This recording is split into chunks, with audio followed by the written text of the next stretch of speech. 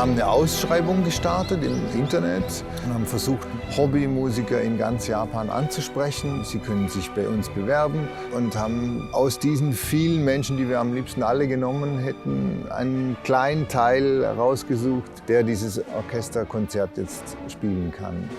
Es ist wirklich unglaublich. Es gab über 1200 Bewerber.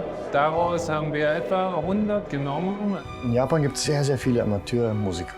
Die sind so extrem gut. Dass wir natürlich gerade in Japan dann so ein Projekt auf die Beine stellen können, ist toll. Wir nannten unser Projekt Biphil Orchestra. Philharmoniker sein steckt in dem Wort drin, auch wenn wir uns vielleicht sprachlich schlecht verstehen. Die Musik als gemeinsame Sprache ist da die perfekte Brücke. Wir haben ja nun mal so wahnsinnig viele Fans hier in Japan. Und jetzt zum ersten Mal so einen direkten Kontakt herstellen zu können, das war mir jetzt auch ein wichtiges Anliegen. In diesem Orchester werden wir selber auch mitspielen, als Lehrer, als Mentor. Wir achten bewusst darauf, dass wir möglichst junge und möglichst reife Leute dabei haben, aus verschiedenen Berufen. Es gibt Ärzte, es gibt Studenten. Mein Nebensitzer jetzt ist Architekt, also wirklich aus ganz vielen Bereichen. Und die machen das eben nebenher.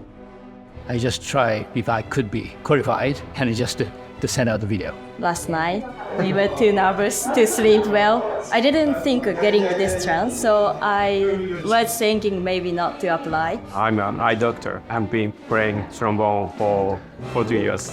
Good, let's do the beginning. You know, Julia is a little girl and she's playing around like girls do. And 1 second she does this, and 1 second does, and 1 second she's sad, and then she's happy. I think it's very important when we have a piano that this is really down as a surprise. Try to think it long and do it long, right? But the only thing we can do to sustain a sound is work at the illusion of the sound, right? We cannot do anything after. So if you want just that kind of shows the length. So let's start again.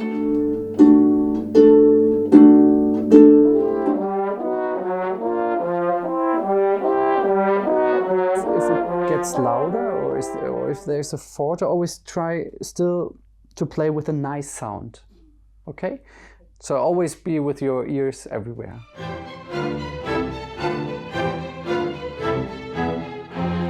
Do you want to try to hold the G string? Now fifth position. Yes. I think it's intimate.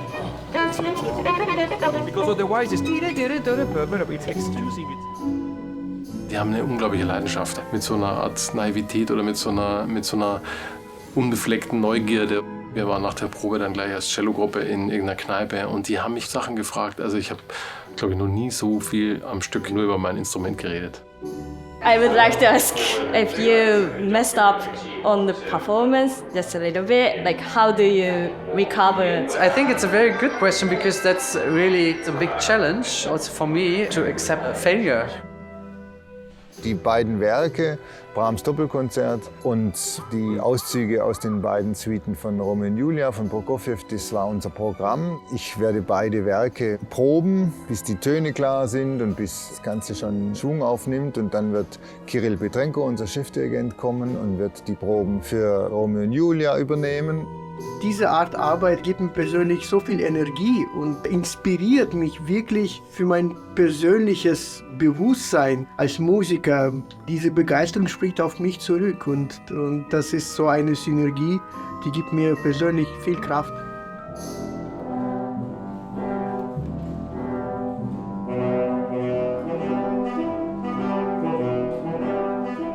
Der Erfolg von Romeo und Julia, der ist wirklich für alle Länder übertragbar. Dieses Kernthema, dass man sich zum ersten Mal verliebt und diese Kraft drückt sich bei Prokofjews Musik schon unglaublich direkt aus.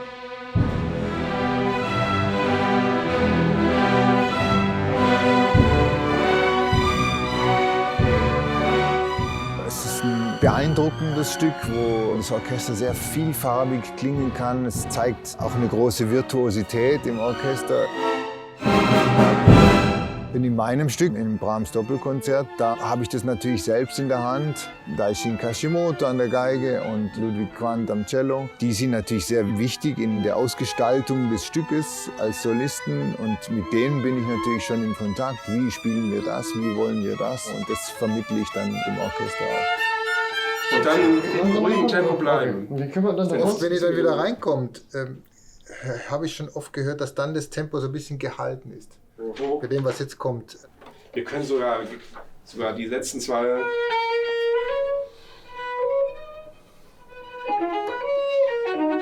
Andersrum anfangen, oder ist das sehr schlecht für dich?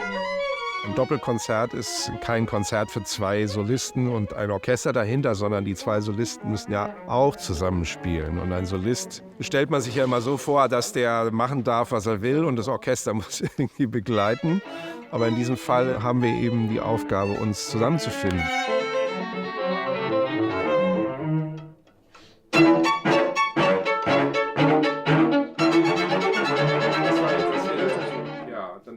Dann hat man ein Ende in dem Tag. Und dann können wir das Deutsche wieder ein bisschen mehr anfangen. Brahms war ja mit einem Geiger befreundet, Josef Joachim, und die hatten sich entzweit. Und dieses Doppelkonzert, das hat Brahms ihm sozusagen vor die Füße gelegt, mit dem Ansinnen, komm, jetzt lass uns wieder was zusammen machen. Und diese Dialoge, die Geige und Cello führen, sind ein Spiegelbild des Wiederzusammenfindens von Johannes Brahms und Josef Joachim. Und das ist natürlich auch ein schönes Symbol.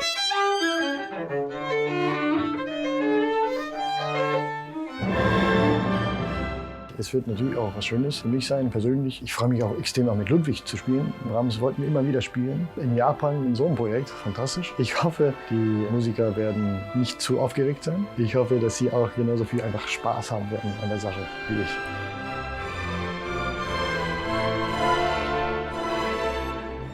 Als Amateurmusiker kommt man auch nicht immer auf die Bühne vom Suntory Hall. Das ist ja wie die Philharmonie in Berlin und Carnegie Hall in New York. Also es wären vielleicht die 3 großen Säle in der Welt. Für einen Amateurmusiker da zu spielen, alleine das ist schon eine Riesensache. Und dann irgendwie mit Petrenko, dann sitzen dann irgendwelche Philharmoniker noch mit drin. Ich glaube, Dream Coming True. Es ist klar, dass die Beschäftigung mit Musik, ganz egal welchen Weg man daneben macht, es ist eine totale Bereicherung für diese Leute. Sie öffnen die Seele, sie setzen Gefühle, Emotionen frei. It's a really great opportunity to learn many things from great musicians. I'm surrounded by so many other people with such passion for music. This is my dream. It's amazing. In Suntory Hall with very philharmonicas, we are in heaven. Die schönen Konzerte sind immer die, die das höchstmögliche Risiko beinhalten. Auch als Berliner Philharmoniker, wir können nicht auf die Bühne gehen und alles perfekt machen wollen, weil genau das wird dann kein schönes Konzert. Wir müssen wirklich unter die Leute gehen und dafür sorgen, mit denen zusammen, dass die klassische Musik eine Zukunft hat. In Japan, aber auch anderswo. Dafür sind diese Projekte ja da. Das ist heute wichtiger denn je. Das ist Bewusstsein, dass es auch Dinge gibt, die zwar sehr alt sind, vor langer, langer Zeit geschrieben, aber es immer noch die Herzen heute bewegen, genauso wie früher. Also eine Verbindung in unsere kulturellen Wurzeln aufrechtzuerhalten, das ist, glaube ich, eine der ganz, ganz wichtigen Aufgaben, die wir haben. Ich glaube, kein Mensch auf dieser Welt kann ohne Musik wirklich klarkommen. Ob mit Singen oder mit Spielen oder Produzieren oder ob es Klassik, Pop oder Rock, die Beschäftigung mit Musik ist für uns alle lebensnotwendig, finde ich.